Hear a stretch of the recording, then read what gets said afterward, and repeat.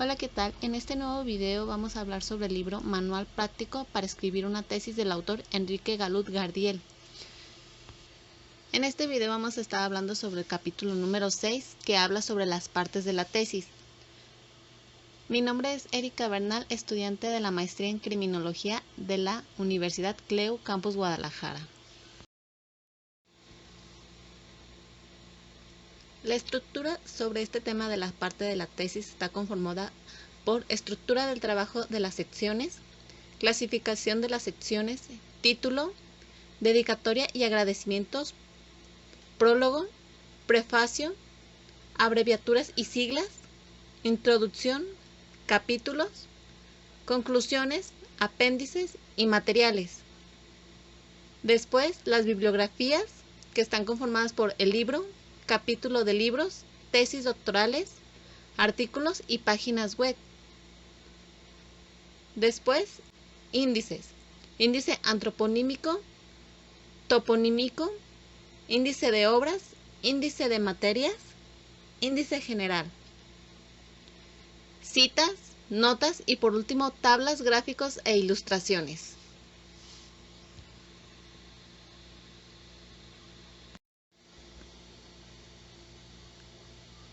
Parte de la tesis. Estructura del trabajo de las secciones. Bueno, se pide que las tesis doctorales respondan a una estructura prefijada para facilitar su valoración. Todas las partes deben quedar perfectamente diferenciadas y así deben aparecer en el índice general. De ahí la necesidad de que esté muy bien estructurado para que se pueda encontrar fácilmente lo que nos interesa.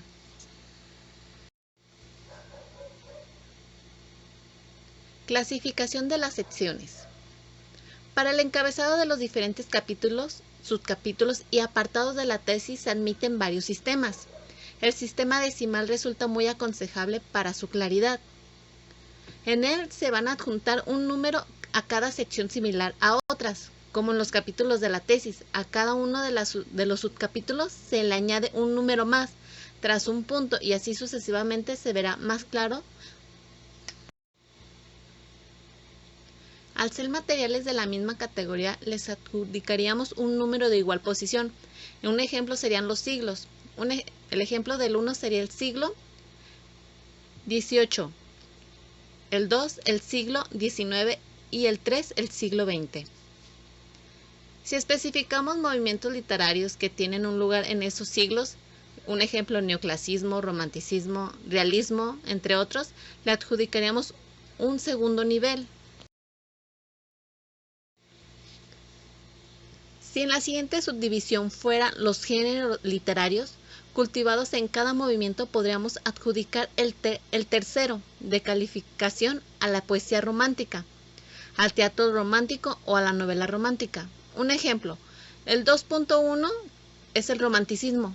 Para darle una subcategoría nos vamos a basar en la numeración 2.1.1, 2.1.2 y 2.1.3. Para la segunda columna, un dramaturgo romántico pasaría a ocupar un cuarto nivel. En el siglo II nos pasamos al tema del 2.1, que es el romanticismo. Para poder hablar sobre un dramaturgo estaríamos agregando lo que es la numeración 2.1.2.1 para el autor José Zorrilla. Para las obras dramáticas de un autor ocuparía un quinto nivel. En este sería el 2.1.2.1.1.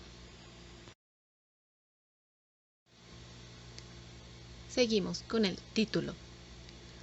El hallazgo de un título adecuado para un trabajo es una labor mucho más difícil de lo que suele creerse. El título de una tesis debe escribirse en forma declarativa y ser atractivo, sin adornos ni nombres. Al acabar la investigación puede darse el caso de que el estudio haya tomado otros derroteros distintos a los que pensábamos en un inicio. Puede ser que convenga modificar ligeramente el título de la tesis. Dedicatorias y agradecimientos. Posterior al título se presenta una dedicatoria. Esta sección no es obligatorio incluirla, pero es costumbre incluir dedicatorias en la tesis. Lo que sí resulta adecuado es mencionar a las personas que de una manera extraoficial han ayudado al trabajo mediante fuentes de información, consejos, ilustraciones. No conviene separar las dedicatorias de los agradecimientos, sino que es más práctico fusionarlos.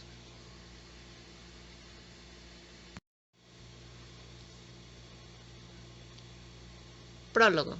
El prólogo lo escribe una persona distinta del doctorado, opinando sobre la idea de lo que ha surgido en la tesis. El prólogo en realidad no es necesario, lo firma por lo general algún especialista en el tema, pero al no tener potestad para juzgar la tesis, lo más que se puede aportar son sus opiniones a la idoneidad u oportunidad del estudio y la utilidad que éste pueda tener.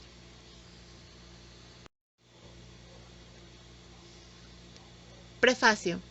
Los prefacios se usan en general para decir algo sobre la experiencia personal del autor durante la investigación y la redacción de su tesis. Ejemplos: los párrafos sobre la génesis y el origen del estudio, la justificación del trabajo, su utilidad previsible, los objetivos y la finalidad de la tesis, los límites del tema, el establecimiento del marco teórico, la importancia que tuvo nuestro estudio, el criterio con que se ha elaborado el estudio y la hipótesis de la que se parte, algo fundamental. Abreviaturas y siglas. Las abreviaturas son útiles en los trabajos de investigación al proporcionar brevedad a un texto. Existe una serie de abreviaturas aceptadas que se emplean de manera generalizada, aunque también puede crearse por necesidades del trabajo de investigación. De entre las abreviaturas establecidas incluimos una lista de las más frecuentes. La siguiente diapositiva tiene dos imágenes sobre las abreviaturas de algunas palabras.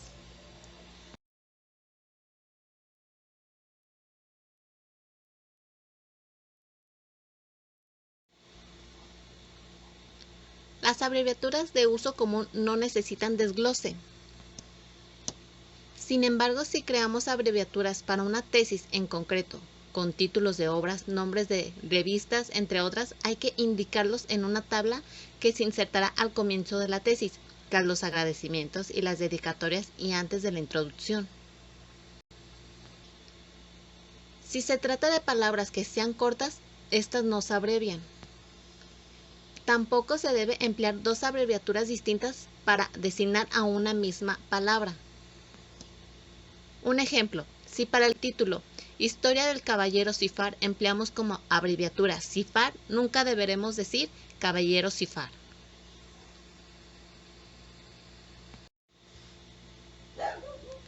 Introducción. La introducción corresponde a la acción y efecto de introducir algo o introducir en algo. En un texto científico, técnico o de divulgación es probable que la introducción tome otros nombres como resumen, síntesis o prefacio. La introducción siempre procede al capítulo 1. Por lo general, la introducción suele redactarse al final del trabajo, para no tener la tentación de adelantarse e incluir en ella datos o afirmaciones que deben ir más adelante. Ha de proporcionar una visión conjunta del trabajo. Capítulos. Un capítulo es una división que se hace en un libro u otro tipo de documentos escritos para facilitar la lectura y el orden e integración de los contenidos. Los capítulos, subcapítulos son secciones y subsecciones que deben ir adecuadamente a los títulos, ya que la elección de un título contribuye a clarificar y clasificar las ideas. Deben de llevar un número para facilitar la referencia en el interior de la obra.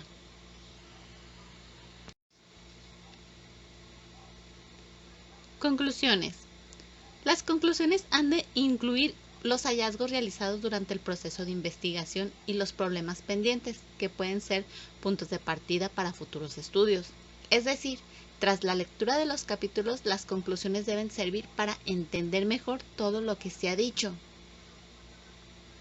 Es conveniente enumerarlas y distinguirlas bien una de otras, es decir, no deben mezclarse varias ideas en el mismo párrafo, como haríamos quizá en un ensayo, sino que ha de aparecer como nociones separadas. Apéndice. Una tesis puede necesitar de uno o más apéndices que complementen lo expuesto en los capítulos.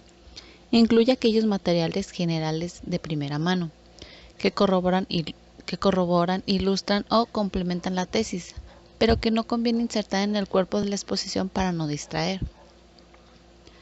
Pueden ser documentos textuales, reproducciones de objetos artísticos o arqueológicos, gráficos, imágenes, mapas o incluso pequeños estudios con una relación indirecta con el tema principal.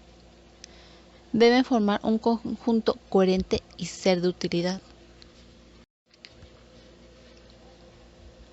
Materiales. Se incluye aquí un listado de material especial que puede acompañar la tesis, en formatos tales como diapositivas, planos, mapas, discos compactos, materiales didácticos, entre otros.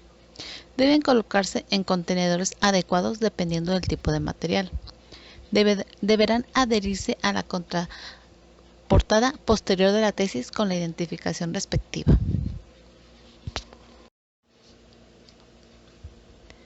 Bibliografía. La bibliografía es la descripción y el conocimiento de libros. La bibliografía de una tesis debe ser lo más amplia posible e incluir todos los libros y artículos mencionados en el texto, además de muchas otras obras complementarias. Debe poder servir de referencia para otros investigadores que se ocupen del tema. El ejemplo está en la imagen, donde podemos visualizar que primero va el nombre del autor.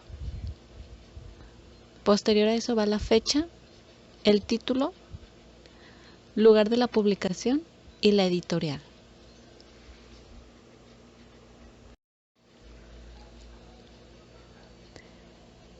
Libro.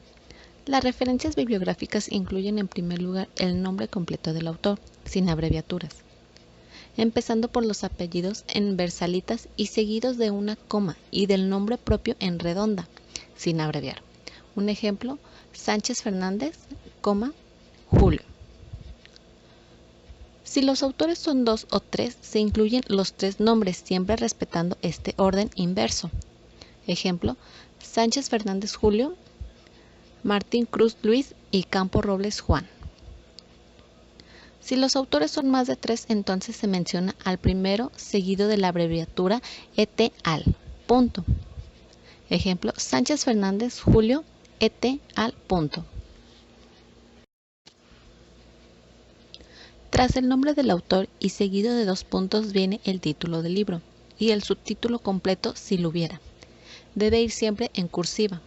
Ejemplo, Sánchez Fernández Julio, los 2 puntos, en torno al modernismo, punto, la poesía de Rubén Darío.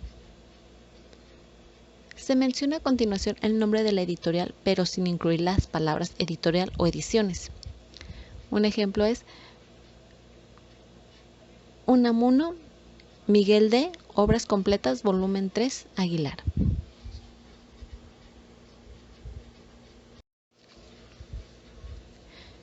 En caso de que el libro tenga varios volúmenes, habrá que indicarse a continuación en el título. En el ejemplo está el tercer volumen.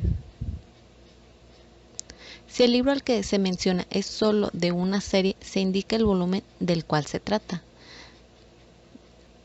En este caso tiene como el ejemplo el volumen 3. Se menciona a continuación el nombre de la editorial, pero sin incluir las palabras. Capítulos de libros. Se menciona el capítulo entre comillas y luego la referencia general del libro. Un ejemplo está en el recuadro morado, donde entre las comillas está el paisaje de las manchas, que es el capítulo del libro que se está utilizando.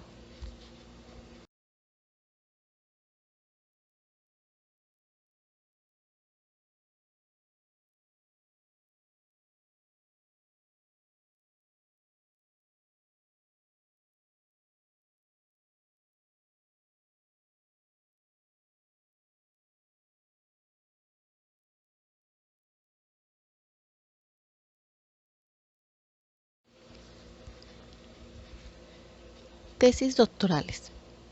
Para la bibliografía de las tesis doctorales se menciona el nombre del autor, después el año, a continuación el título de la tesis, con este va en mención entre paréntesis, la facultad o la universidad y el número de las páginas. Un ejemplo está en el recuadro. Artículos.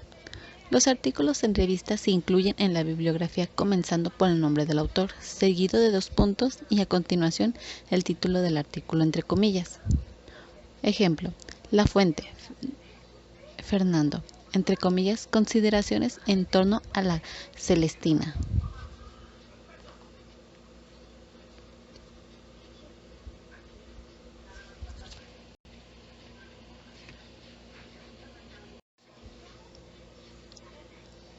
Páginas web. Para citar un contenido tomado de una página web, se menciona el nombre del autor o editor, seguido del título del artículo o el número de páginas. Después va la dirección electrónica, entre los signos, entre paréntesis. Finalmente se indica la fecha de consulta. Un ejemplo está en el siguiente punto. Fernández José, entre paréntesis, la poesía de José Martín. Revista digital de literatura, seguido de la página y después la fecha. Índices. Un índice es una herramienta para la organización del contenido.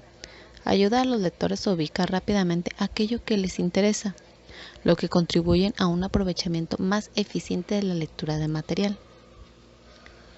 Los índices aseguran que los contenidos tengan orden y coherencia, ya que deben ser agrupados por secciones y subsecciones, o temáticas principales y secundarias. Esto facilita la comprensión del texto como un sistema coherente. Tipos de índice. Índice antroponímico. La regla ortográfica indica que los apellidos se escriben en versalita y los nombres propios en letra redonda normal. Los índices onomásticos se elaboran siguiendo distintas normas según la nacionalidad del nombre. En castellano, donde se emplean 2 apellidos, se alfabetizan por el primer apellido. Esto es, José López Ruiz debe aparecer en el índice como López Rubio José. Si el autor afirma que solo es un apellido, entonces se usará solo Baroja Pío. El siguiente tipo de índice son los toponímicos. Los topónimos se describen en letras redondas. En los índices de lugares citados en el texto deben considerarse que es correcto emplear los nombres geográficos, castellanizar los que han sido avalados por la tradición. Si se trata de una ciudad de las que existen varias con el mismo nombre, se indicará el país entre paréntesis. Un ejemplo, Valencia entre paréntesis, Valenzuela. Índices de obras. Las reglas para la mención de títulos en un índice son pocas y sencillas. Se mantendrán siempre la cursiva, como es preceptivo para los títulos. Se pospondrán los artículos. El perfume debe clasificarse como perfume el. Igualmente, una historia tenebrosa debe figurar como historia tenebrosa 1. El siguiente tipo de índice es sobre materias. Los índices temáticos suelen ser muy útiles, aunque extraña la dificultad de que en ocasiones en el texto no figura la palabra por la que luego se va a buscar. Por ejemplo, una página de contenido filosófico puede no incluir la palabra filosofía. En el índice, sin embargo, en la entrada, filosofía deberá mencionarse dicha página. Para la elección de los términos de un índice de materia, conviene emplear los más frecuentes, aquellos que se usan en la clasificación de materias para bibliotecas. Ejemplo, romanticismo, con las páginas 24, 36 y 58.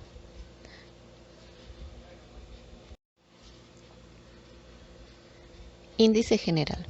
El índice general recoge la suma de los números y títulos de cada uno de los capítulos, subcapítulos y apartados de la obra.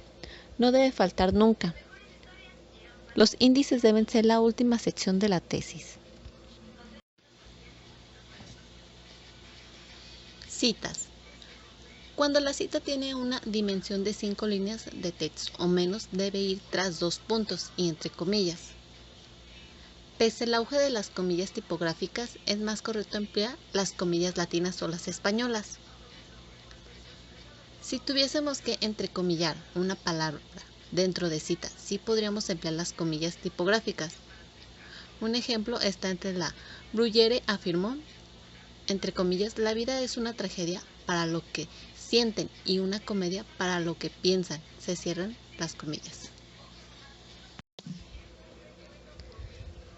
Hay que tener cuidado de no abusar y que la tesis no se convierta en un mero muestrario de lo que han dicho los demás, lo que produce una sensación de falta de capacidad de argumentación. Las afirmaciones personales demostradas con ejemplos son mucho más valiosas. Como sugerencia general, es mejor parafrasear las fuentes en lugar de citarlas directamente porque la parafraseación se permite ajustar el material ya escrito al contexto de su artículo, a su estilo de escritura. Notas. La nota al pie sirve para indicar la fuente de una cita o la referencia de una obra mencionada en el texto. A veces se utiliza para incluir un comentario breve. La nota al pie siempre termina con un signo de puntuación, por lo general un punto. Las notas al pie son las que se consultan con más facilidad, aunque transmiten la impresión de que la lectura de esa página será densa y laboriosa. Una nota de referencia de una cita incluye los siguientes términos: nombre del autor en su orden, seguido de 2 puntos y el libro o el artículo en cuestión, y finalmente la página de donde viene la cita. Si se trata de un volumen entre varios, también se hará la mención de este.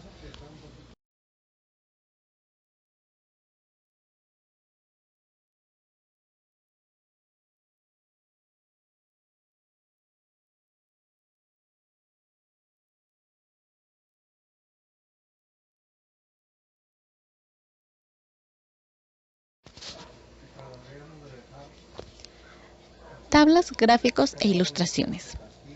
Para completar lo aseverado en el texto y hacerlo más comprensible, se aconseja el empleo de elementos gráficos diversos, siempre y cuando mantengan una relación directa con lo expuesto.